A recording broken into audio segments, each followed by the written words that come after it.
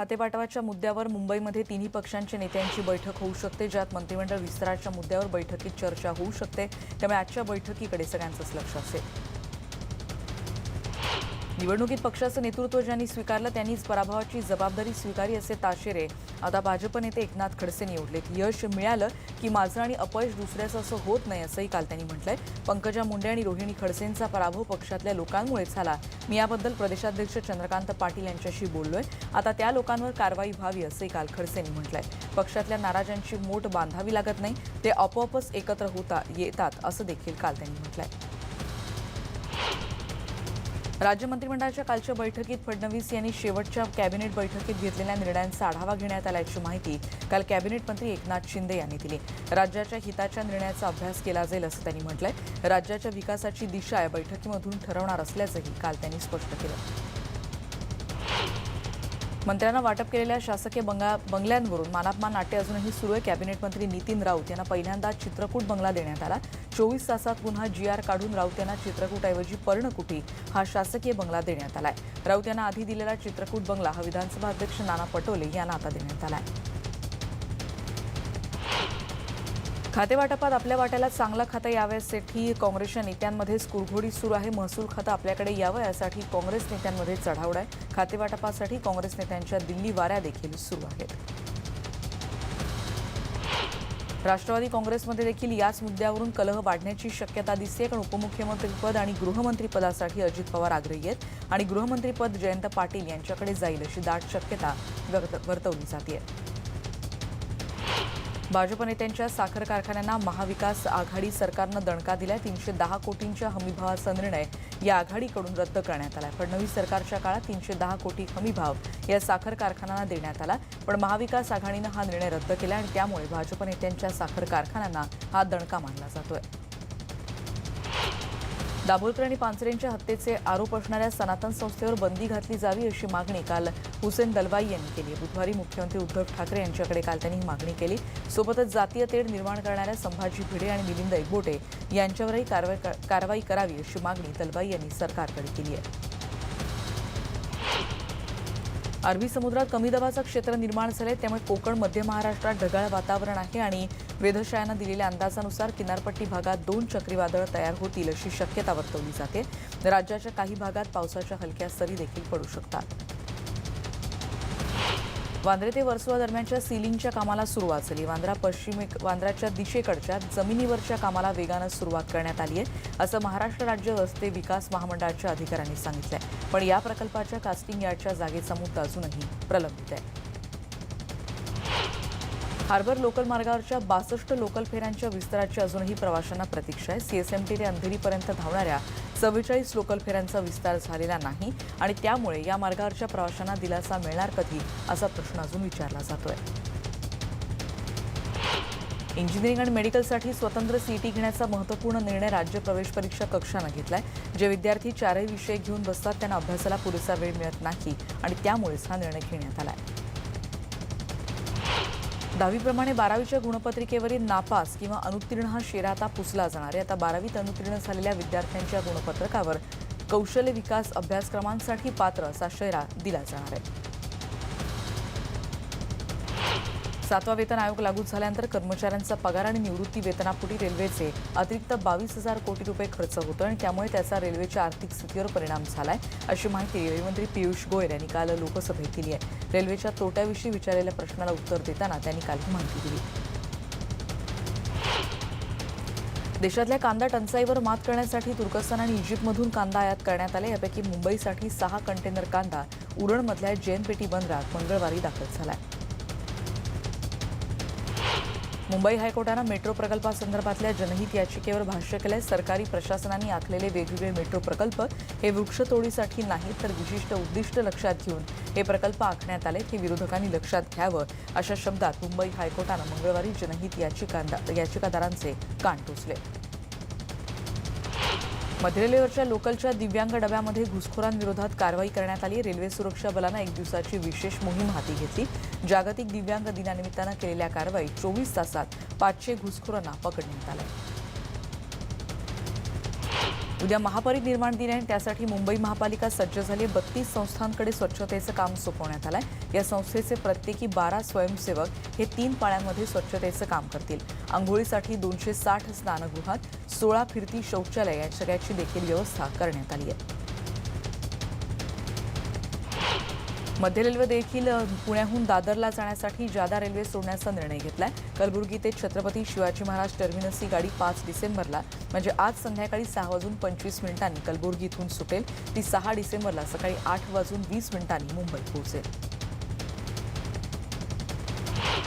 आरे नाणारनंतर आता वेगवेगळ्या आंदोलनातले गुन्हे मागे घेण्याची मागणी राज्य सरकारकडे केली जाते. भीमा कोरेगावमधल्या आंदोलकांवर गुन्हे दाखल करण्यात आलेले होते ते मागे घेतले जावेत अशी मागणी आता रिपाई एकतावादीचे नेते भैयासाहेब इंदिसे यांनी केली आहे. भीमा कोरेगावसह मराठा मोर्चा आंदोलकांवरचे गुन्हे मागे घेतले नाहीत तर 17 डिसेंबरला मंत्रालयासमोर निदर्शनं करण्याचा इशाराही इंदिसे यांनी दिला आहे.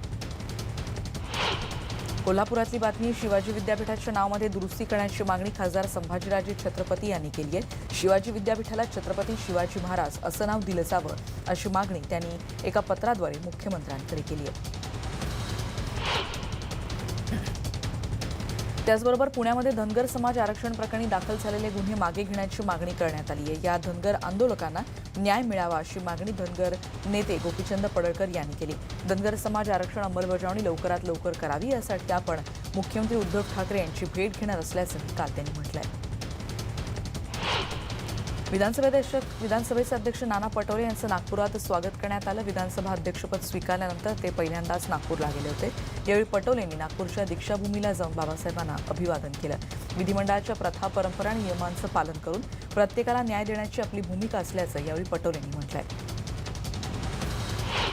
पवनराजे निंबाळकर दुहेरी हत्याकांडाला आता वेगळं वळण लागलेलं आहे. कारण खटल्यातले आरोपी पारसमल जैन यांनी मुंबई हायकोर्टात माफीचा साक्षीदार बनण्यासाठी अर्ज केलाय. या हत्याकांड सुनावणी अंतिम टप्प्यात आहे आणि या हत्याकांडाचा खुलासा करणाऱ्या जैन यांना माफीचा साक्षीदार होण्याचा अर्ज केल्यामुळे खळबळ उडाली आहे. काँग्रेसमध्ये लॉबिंग करून कधीच मंत्रिपद मिळत नाही. माजी केंद्रीय मंत्री पी चिदंबरम यांना सुप्रीम कोर्टानं न्याय दिला आणि त्यांच्यावर राजकीय सुडापोटी कारवाई करण्यात आली असं मत विजय वडेट्टीवार यांनी काल व्यक्त केलं. केंद्रीय मंत्रिमंडळाच्या बैठकीत आगामी 10 वर्षात राजकीय आरक्षण वाढवण्याचा निर्णय घेण्यात आलेला आहे. निर्णयाची माहिती काल केंद्रीय माहिती आणि प्रसारण मंत्री प्रकाश जावडेकर यांनी दिली. कायदेतज्ञ सतीश उके यांनी माजी मुख्यमंत्री देवेंद्र फडणवीस यांचा अर्ज फेटाळण्याची मागणी केलेली आहे. त्यांच्या विरोधात समन्स जारी करण्याची मागणी देखील त्यांनी केलेली आहे असं कळतंय. फडणवीसांनी 2014मध्ये विधानसभा निवडणुकीत नामनिर्देशन पत्र दाखल केलं होतं, ज्यात प्रतिज्ञापत्रात त्यांनी 2 न्यायप्रविष्ट फौजदारी प्रकरणांची माहिती दिली नसल्याचं हे प्रकरण आहे. सातारा जिल्ह्याच्या राजकारणात माजी खासदार उदयनराजे भोसले आणि माजी आमदार शशिकांत शिंदे यांची चांगलीच मैत्री चर्चेत असते आणि निवडणुकीआधीपासूनच हे दोघं चांगले मित्र आहेत. पक्ष बदलल्यानंतर मात्र हे दोघं एकमेकांसमोर आलेले नव्हते. पण सातारा लोकसभेची पोटनिवडणूक आणि विधानसभेच्या निवडणुकीत या दोघांचाही पराभव झालेला होता. शेंद्रे इथल्या कार्यक्रमात नुकतेच हे दोघं समोरासमोर आले होते आणि निवडणुकीतली दुश्मनी एका मिठीत गळून पडली. हे फोटो व्हायरल झाले होते. लग्न न झालेल्यांना रेशन कार्ड नाही. भुसावळमधल्या तहसील कार्यालयातल्या पुरवठा विभागानं हा अजब फतवा काढलाय. भुसावळ तालुक्यातल्या मनोरखेडा इथे रहिवासी अजय जीवराम इंगळे यांनी त्यांच्या वडिलांच्या रेशन कार्डमध्ये असलेलं नाव कमी करून स्वतंत्र रेशन कार्ड मिळण्यासाठी अर्ज केला होता. पण पुरवठा विभागातल्या संबंधित अधिकाऱ्यांनी तुमचं लग्न झालेलं नाही त्यामुळे तुम्हाला रेशन कार्ड मिळू शकत नाही असं उत्तर दिलंय. उल्हासनगरमध्ये महावितरणच्या ट्रान्सफॉर्मरला भीषण आग लागली होती. कॅम्प नंबर 5च्या गायकवाड परिसरातल्या ट्रान्सफॉर्मरला लागलेल्या आगीमुळे नागरिकांमध्ये काल भीतीचं वातावरण होतं. 2000 घरांचा वीज पुरवठा यामुळे खंडित झाला होता. आमगाव तालुक्यात किडगीपर गावामध्ये एका शेतकऱ्यानं शेतात 2 बोरवेल्स खोदून पाणी न लागल्यामुळे या सगळ्यामुळे खचून जाऊन आत्महत्या केली. अनंतराम लोटणजी हरिणखेडे असं त्यांचं नाव कळतंय. विष घेतल्यानंतर त्यांची प्रकृती खालावली आणि त्यानंतर त्याला रुग्णालयातही दाखल करण्यात आलं होतं. महापोर्टलकडून घेण्यात येणाऱ्या कनिष्ठ लिपिक पदासाठी मोबाईलचा वापर करून कॉपी करण्याचा प्रकार परभणी जिल्ह्यातल्या ज्ञानसदाना महाविद्यालयात उघड झालाय. या प्रकरणांमध्ये कॉपी करणाऱ्या विद्यार्थ्यांच्या विरोधात परभणी ग्रामीण पोलिसात गुन्हा दाखल झालाय.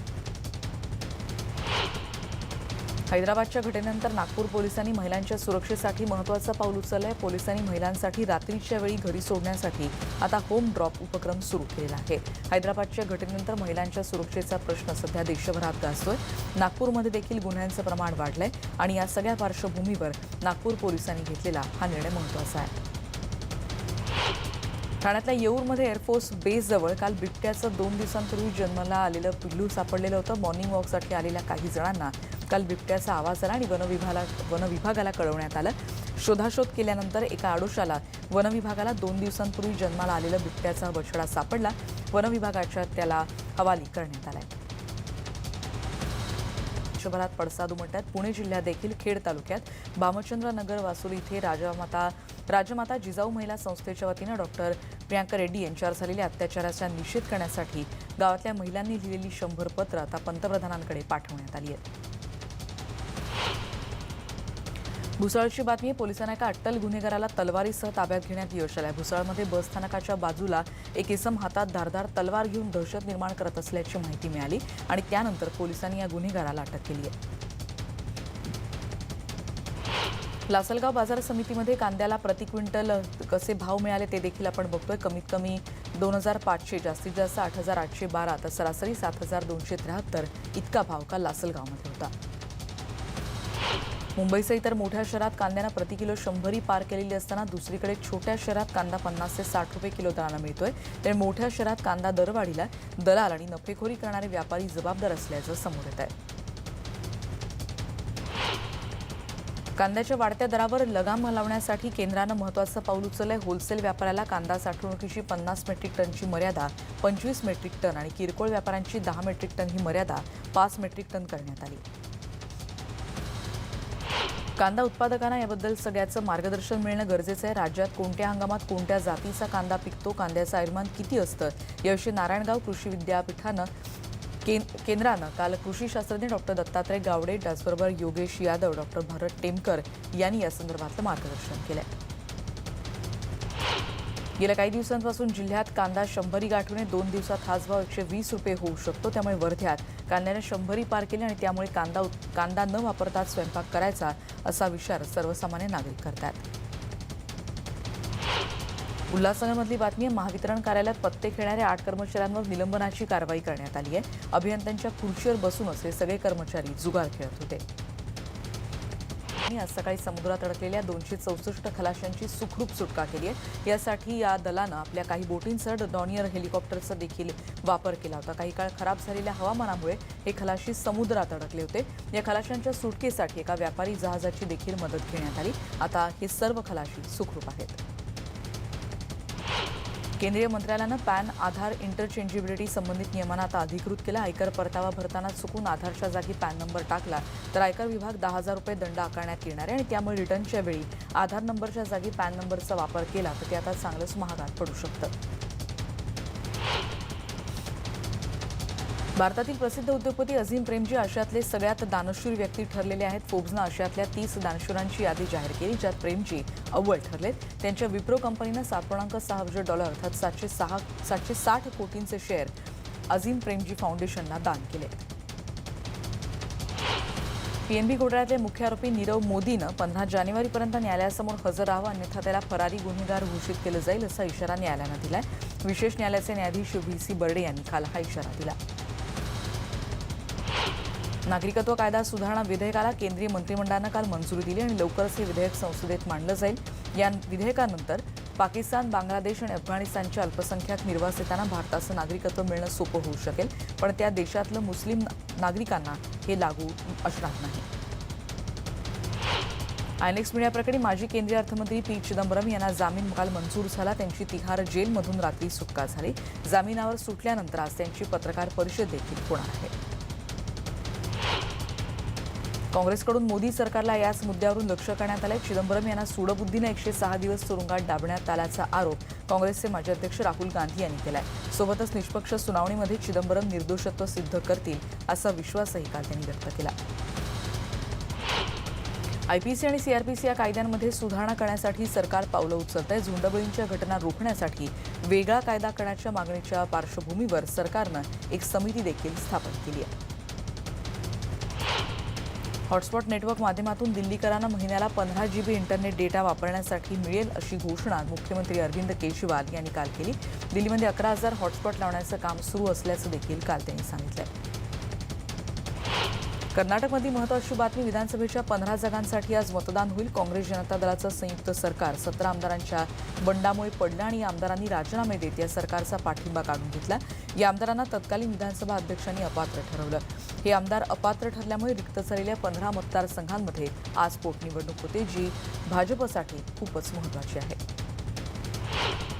कसोटी क्रमवारीत नंबर 1च्या शर्यतीत भारताच्या विराट कोहलीनं बाजी मारलेली आहे. त्यानं 928 गुणांसह अव्वल स्थानी पुन्हा एकदा झेप घेतलेली आहे. ऑस्ट्रेलियाचा स्मिथ हा 923 गुणांसह दुसऱ्या स्थानावर आहे.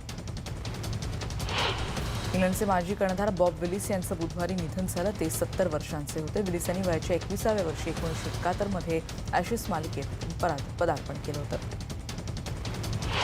दक्षिण आफ्रिकेच्या मिकी आर्थर यांची पुढच्या 2 वर्षांसाठी श्रीलंकेच्या मुख्य प्रशिक्षक पदावर निवड करण्यात आली आहे. सध्याचे प्रशिक्षक चंद्रिका हतुरुसिंहा यांच्याकडून ते प्रशिक्षक पदाची सूत्र हाती घेतील. पाकिस्तानचा अष्टपैलू गोलंदाज अब्दुल रजाकनं जसप्रीत बुमराहवर टीका केली आहे. माझ्या काळात जर बुमराह गोलंदाजी करत असता तर मी त्याच्या गोलंदाजीवर सहज फटकेबाजी केली असती, अशी प्रतिक्रिया त्यानं दिली आहे. महेंद्रसिंग धोनी सध्या क्रिकेटच्या मैदानापासून दूर असला तरी वेगवेगळ्या कारणांमुळे तो चर्चेत असतो. एक व्हायरल व्हिडिओ सध्या त्याचा चर्चेत आहे. धोनी यात गाणं गाताना दिसतोय.